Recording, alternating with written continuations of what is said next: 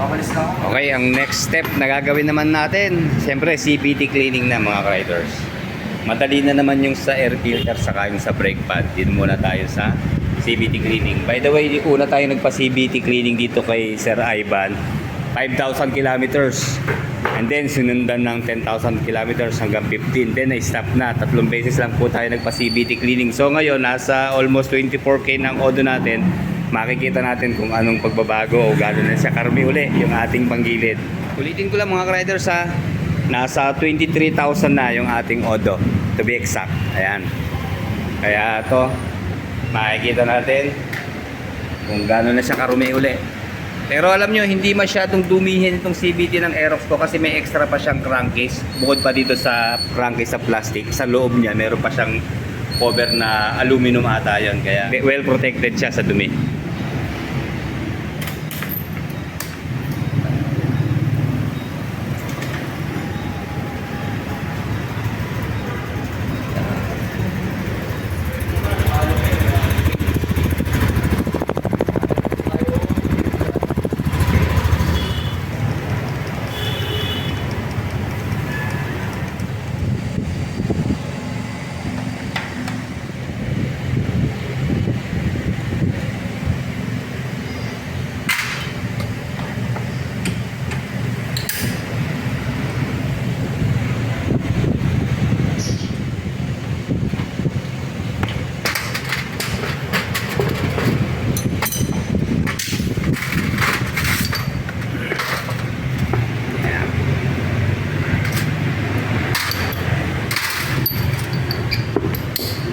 Let's go up. Lang kaya ito, yung kinikita ko. Ewan ko lang sa'yo. Nagpatrapit sa amin ng ganyan, hindi ko pinayagan. Kami kasi madadalit yung nangyari sa makina. Ride mode.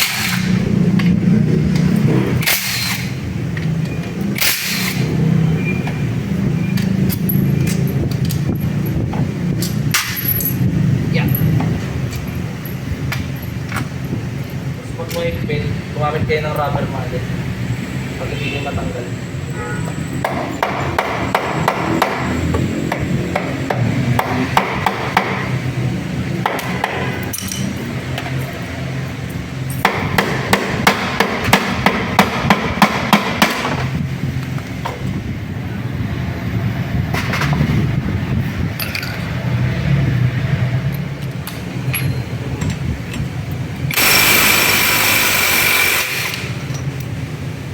Tapos meron malaki washer.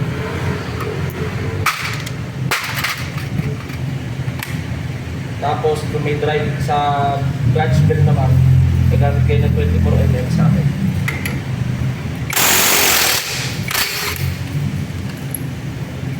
Ayan.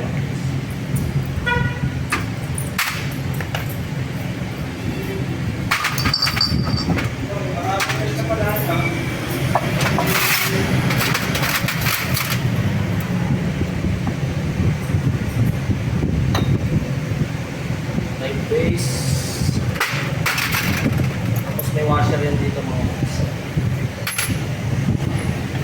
Then itong clutch assist sa torque drive. Then itong pulley set. Tapos yun, may slider tayo na naglag. Natagalin itong slider dito sa back plate. Tapos may mga roller wings yan.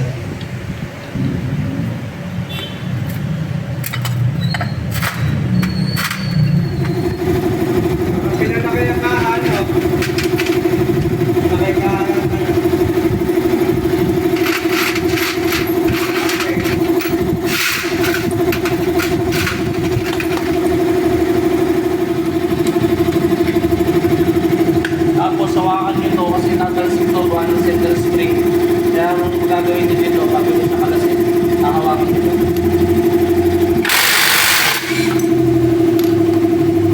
Tapos nyo, ito na yung 39mm. Yung clutch nasi, center spring, sa torque drive.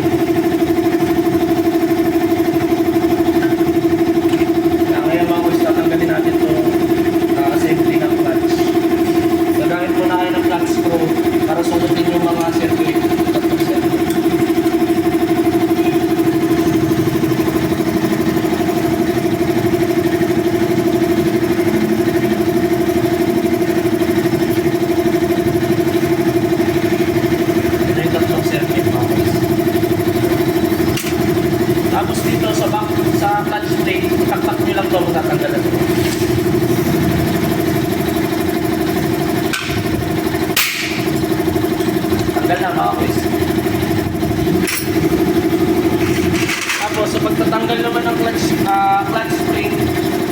ginagamit ko lang dito is yung long nose.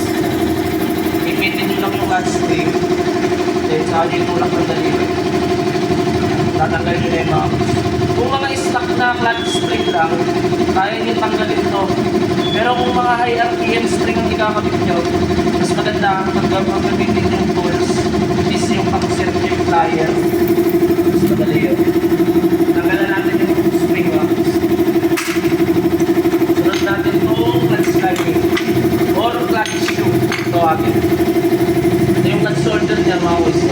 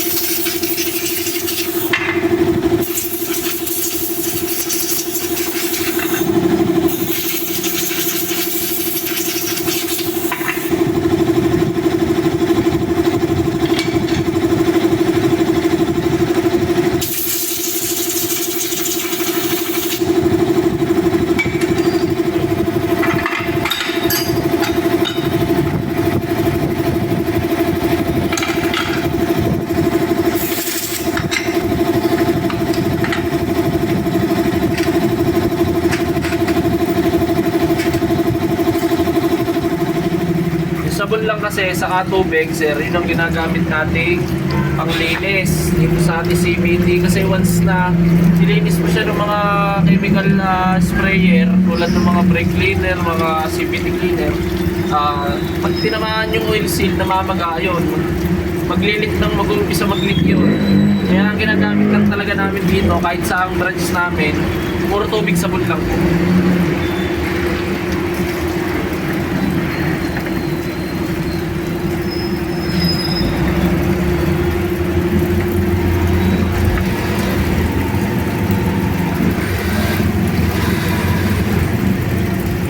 Okay, habang naglilinis ng CVT, Sir Ivan, inspeksyonin natin itong ating stock na fan belt. Okay pa naman siya, oh. Ganito talaga kapag original, di ba? Ito po yung stock, oh. Ni-expect ko dapat may mga lamat-lamat na to, eh. Pero wala akong makita. Ay, okay, ito meron na siya, oh. Kita niyo mga riders, so buti nakabili na tayo ng pamalit kasi yan nag-i-start na siyang magkaroon ng punit. Kita niyo ba?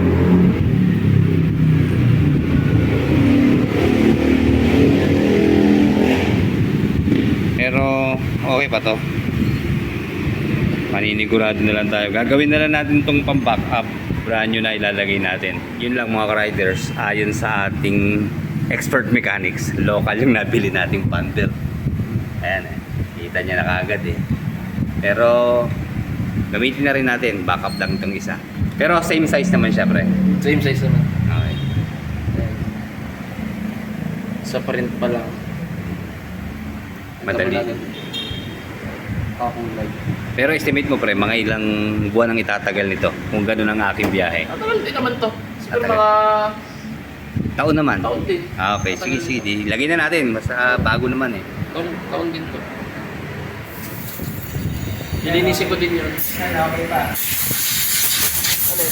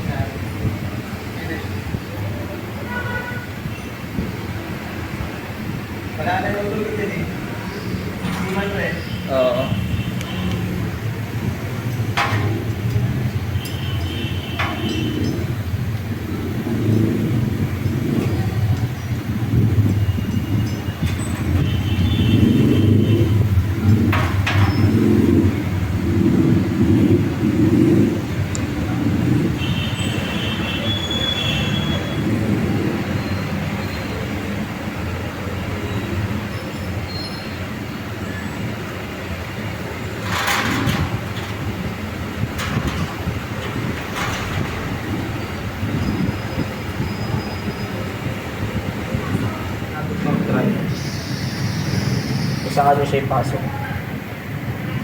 Yan. Mas madali kayong makakapag-kabit ng CVT.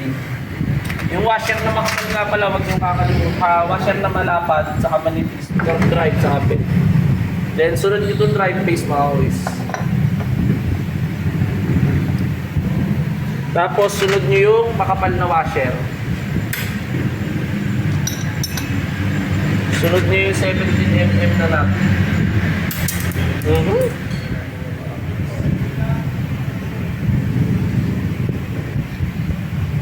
Nalagay nyo na yan mga kuys, sunod nyo itong touch pin.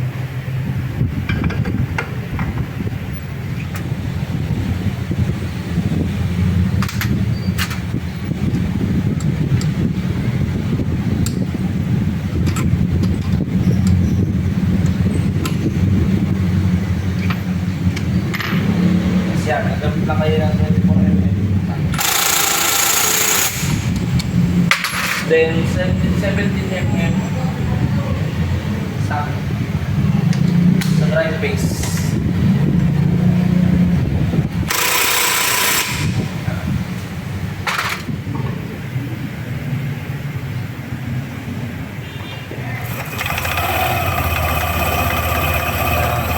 Napapansin nyo mga kuys yan, medyo mapagpag kasi bago yung belt ni customer, nagpalit siya ng bagong belt. Yan. Ito yung luma niya mga kuys.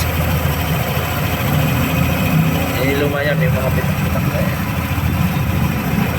Pag okay na umandar na mga kuys, patay na natin. Yan. Saka natin ikakabit ito mga kuys yan. Patayin nyo lang mga kuys, tutuyuin ko lang ng konti ito, medyo basa pa eh.